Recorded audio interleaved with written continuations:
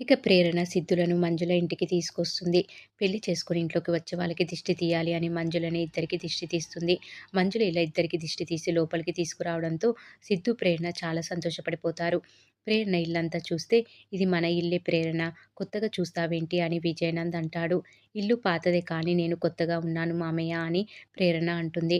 ప్రేరణ అఫీషియల్‌గా ఇంటికి వచ్చేసింది. అందరి సపోర్ట్ కూడా ఉంది. ఇక ప్రేరణతో జాగ్రత్తగా ఉండాలి అని విజయనంద్ అనుకుంటాడు. ప్రేరణ సిద్ధులకు మంజుల దేవుడి గదిలో దీపం పెట్టమని అంటుంది.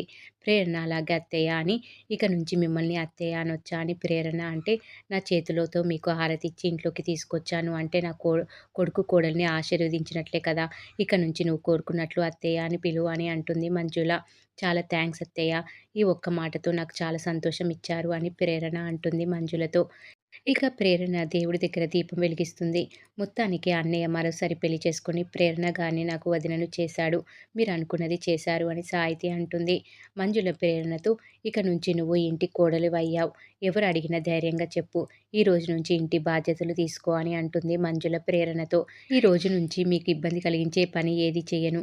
మీ గౌరవం కాపాడతాను. నాకింత మంచి కుటుంబాన్ని ఇచ్చినందుకు అందరికంటే ఎక్కువ మీకే థాంక్స్ చెప్పాలి అని ప్రేరణ మంజులతో అంటుంది. అదేంటి వదినా, ఆ విషయానికి వస్తే నువ్వు ముందు మా అన్నయ్యకి థాంక్స్ చెప్పాలి కదా అని అంటుంది సాహితి. మీ అన్నయ్యని నాకిచ్చింది అత్తయ్యే కదా! అందుకే అత్తయ్యకి థాంక్స్ చెప్పాలి అని అంటుంది ప్రేరణ. విజయనంద్ విశ్వాసంతో ఏంట్రా ఏది చూడకూడదు అనుకున్నానో అవన్నీ నా ముందే జరుగుతున్నాయి అని అంటాడు.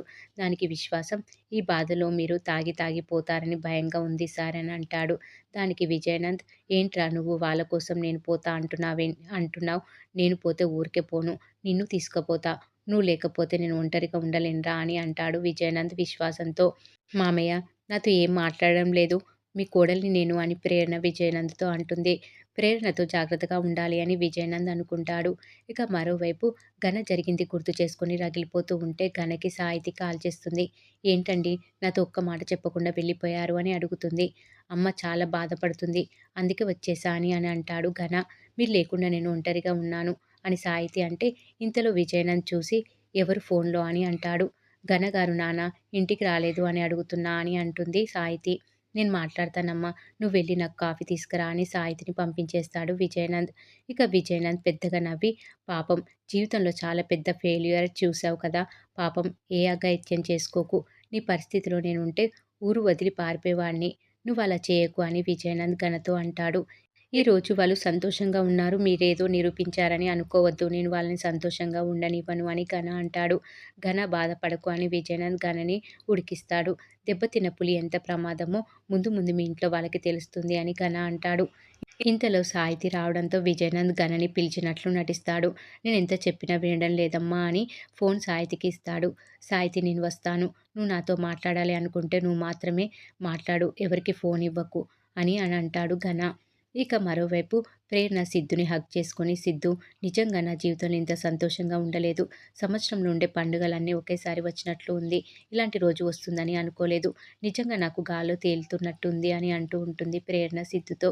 ఎవరు మమ్మల్ని తప్పుగా అనుకున్నారో వాళ్ళ ముందే నిజం నిరూపించడం, అత్తయ్య నన్ను కోడలుగా అంగీకరించడం, నువ్వు నన్ను భార్యగా అంగీకరించడం చాలా సంతోషంగా ఉందని అంటుంది ప్రేరణ. నేను భార్యగా అంగీకరించాను అని ఎవరు చెప్పారు? నేనింకా ఒప్పుకోలేదు. అనవసరంగా ఏదో ఊహించుకోకు. నేనిప్పటికీ పాత సిద్ధునే. నేను ప్రేమించిన ప్రేరణని తప్ప ఇంకెవరిని భార్యగా ఒప్పుకోను అని ప్రేరణను భయపెడతాడు సిద్ధు. ఒక్కసారి ప్రేరణ షాకయిపోతుంది. సిద్ధు ప్రేరణని ఒళ్ళోకి లాక్కొని జోక్ చేశా అని అంటాడు. ప్రేరణ బిత్తర చూపులు చూస్తూ ఉంటుంది. చాలా భయపడిపోయా సిద్ధు అని ప్రేరణ చెప్పి, ఇంకా మనం చాలా చెయ్యాలి అని అంటే, అవును చాలా చెయ్యాలి అని సిద్ధు ప్రేరణని ఇంకా దగ్గరికి తీసుకొని వాటేసుకుంటాడు. హలో! దానికింకా టైముంది. కొత్త పెళ్ళికొడుకు ఇంకాస్త ఓపిక పట్టాలి అని ప్రేరణ సిద్ధుతో అంటుంది. మరి ఏం జరగబోతుంది అనేది రాబోయే ఎపిసోడ్‌లో తెలుసుకుందాం.